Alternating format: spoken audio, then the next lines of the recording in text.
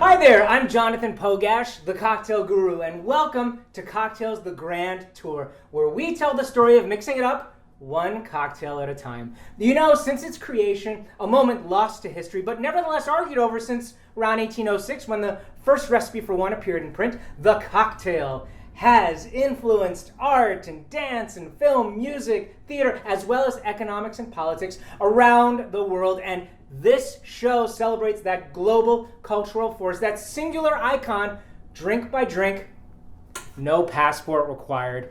So, on this episode, the Sazerac cocktail, let's go over some of these ingredients. Let's make sure we have everything. So the Sazerac cocktail has a storied past, which we'll talk about in just a second. Peychaud's bitters is an integral ingredient in the Sazerac cocktail. Cognac, normally a rye whiskey in a Sazerac, but the original recipe called for cognac. Absinthe, we have over here, and our simple syrup right over here, and of course, a lemon for our garnish. Okay, so the Sazerac started off with a gentleman called Antoine Peychaud. He was a Haitian pharmacist. He immigrated from Haiti to New Orleans, and he opened up an apothecary. And back then, pharmacists used to bottle their own medicinal bitters. So he had his own Peychaud's bitters. Also, Antoine Peychaud, quite the partier, as well as his friends. So he had parties down in the basement of his apothecary. And the story goes, one day they were messing around, and they put some ingredients together, cognac, absinthe, sugar water or simple syrup, and his bitters, and they created this Sazerac cocktail, originally made with cognac, Sazerac cognac. And it was a hit. It blew up all over the U.S., literally. And it became the signature cocktail of the United States, basically. So where does this style of cocktail fit into the grand scheme of things in cocktail? Well, this is a single base cocktail, single base ingredient. The cognac is the base, but it adds a bitter element and a sweet element as well. And kind of to throw everything off, some absinthe. So it is really a variation on the original formula for the cocktail. Sugar, spirit, water, and bitters, right? That is a Sazerac cocktail, and it really fits quite well. The modifier, I would say, would be the absinthe. Let's go ahead and make this cocktail. So our tools, I've got my mixing glass right over here. This mixing glass, I will stir the cocktail, but first I have my old-fashioned glass. And what I'll do, check out this technique. I'll fill my glass with ice. Okay, there we go. And I will take my absinthe and just add a splash of absinthe to my glass, just like that, and I will set this glass aside. What am I doing? I'm chilling down my glass with the absinthe so that you will have a cold glass with an absinthe rinse. Okay, let's go ahead and build our cocktail. First off, of course, the cognac, right? That is the base ingredient. Like I said before, rye whiskey is more traditional now in a Sazerac if you go down to New Orleans or anywhere else, but originally made with cognac, which is why we are doing it now.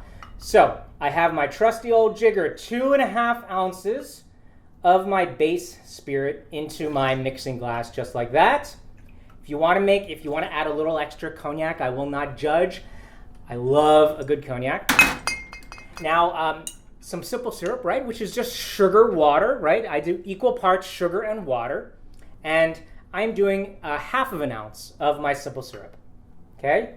You'll see these elements, right, stacked into this cocktail, the original elements for the cocktail itself. And now, of course, Antoine Peychaud's bitters, and we add a good, healthy 3 dashes of bitters to that. How about that? Shall we? Here we go. 1, 2, 3. Yes. Okay, if it goes a little off the side, don't worry about that. It smells really nice. You can actually even kind of like rub it on your hands. Aftershave? No. Definitely not. And ladies and gentlemen, that is it for the elements of this cocktail. Man, we are really traveling, right? Traveling to New Orleans. I love this. I miss New Orleans, ladies and gentlemen. Okay, we have our good ice filled about halfway. Now we stir. Stirring obviously creates dilution from the ice and also will create a proper temperature for this cocktail. So we're stirring for about 18 to 20 Mississippis.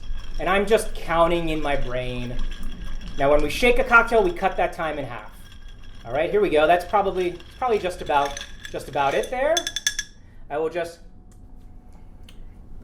the elements are there. Now I have my strainer, And remember our old-fashioned glass with ice and absinthe? I will discard.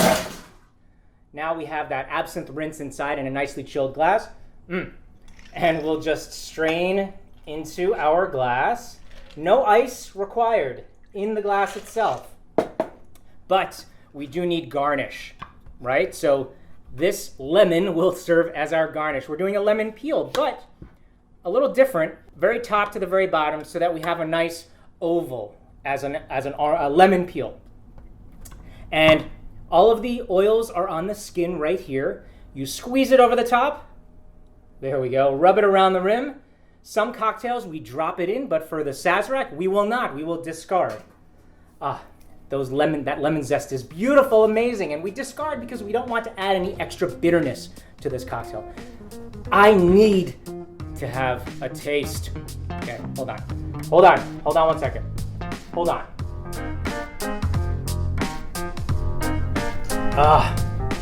It really brings me back to New Orleans. It's literally like I'm there in the French Quarter at the Roosevelt Hotel or at the Monteleone Hotel. You get the little bit of absinthe, you get the cognac as the backbone, the bitters, the simple syrup just round everything out. And you know, it's said that a picture tells a story. Well, the same could be true for every cocktail. I mean, don't you think? While each drink a bartender prepares for you or you mix for yourself at home is certainly and quite literally the sum of its several parts. I mean, but it's clearly so much more. So much more. Can't get over it. But until next time, this is Jonathan Pogash, your guide to Cocktails, the Grand Tour. Cheers.